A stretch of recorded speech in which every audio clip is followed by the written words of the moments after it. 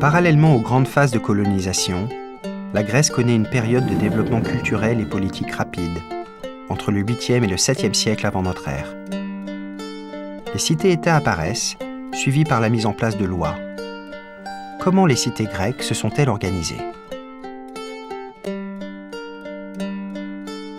Selon la légende grecque, la cité serait le résultat d'une association de villageois dispersés, qui décident de réunir leurs institutions et leurs sanctuaires. Les villageois se dotent d'un passé mythique commun. Ils célèbrent les héros fondateurs de la cité et adorent les mêmes dieux.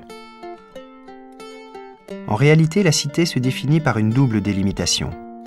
Délimitation d'un groupe d'hommes et délimitation d'un territoire commun, qui se compose de la ville d'une part et de la campagne d'autre part.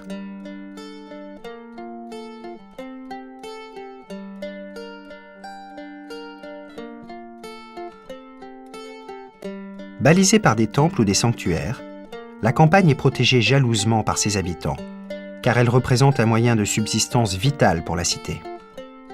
Indépendantes les unes des autres, les cités possèdent chacune son propre gouvernement, ses propres lois, ses propres dieux protecteurs, auxquels elles dédient de somptueux palais. Athènes, ou Sparte, sont parmi les plus importantes cités du monde grec. Mais il existe une multitude d'autres cités, qui ne regroupent parfois qu'une centaine d'habitants.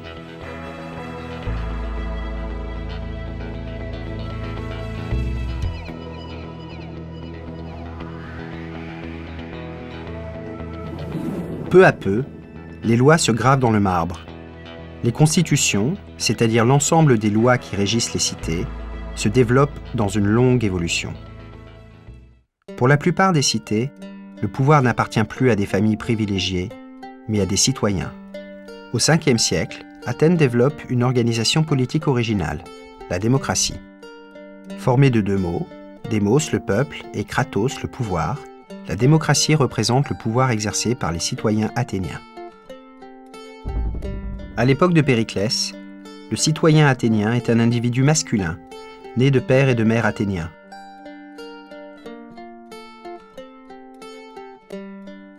Les femmes, les enfants ou les métèques, étrangers domiciliés dans la cité, ne sont pas considérés comme des citoyens, et encore moins les esclaves.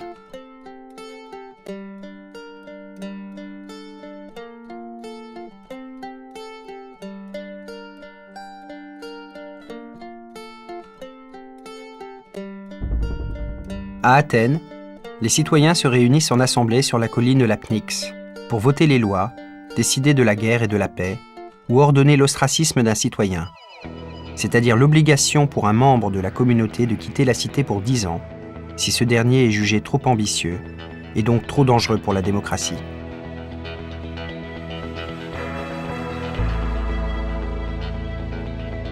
Ainsi, chaque année, la Grande Assemblée, l'Ecclésia, tire au sort parmi ses membres 500 citoyens qui forment un conseil appelé la Boulée. Elle aura la charge de préparer les lois et les séances des prochaines assemblées. D'un autre côté, elle désigne les membres d'un tribunal, que l'on nomme l'élié, composé de 6000 citoyens chargés de rendre la justice. Enfin, chaque année, 10 stratèges sont élus pour 1 an, afin de diriger la politique de la cité et commander l'armée. Parallèlement, 10 autres magistrats, les archontes, sont tirés au sort et s'occupent principalement des affaires religieuses. Enfin, l'aéropage, qui représente le conseil des sages et l'autorité morale de la cité, rassemble à vie les anciens archontes et compte environ 150 membres. Au terme d'un long processus, Athènes a inventé la démocratie directe, limitée à quelques milliers de citoyens mâles. Cependant, ce régime reste une exception dans la Grèce antique. En effet, la plupart des régimes sont des oligarchies, où le pouvoir appartient à un petit nombre de citoyens. Sparte en est l'exemple le plus significatif. Après avoir vaincu les Perses à Marathon et fondé la Ligue de Délos, Athènes domine toutes les autres cités. Sa puissance militaire, son rayonnement intellectuel et artistique suscitent de la part des autres cités une jalousie meurtrière. En moins 431, Sparte, à la tête d'autres cités, s'oppose à l'impérialisme athénien. C'est le début de la guerre du Péloponnèse, qui va durer près de 30 ans.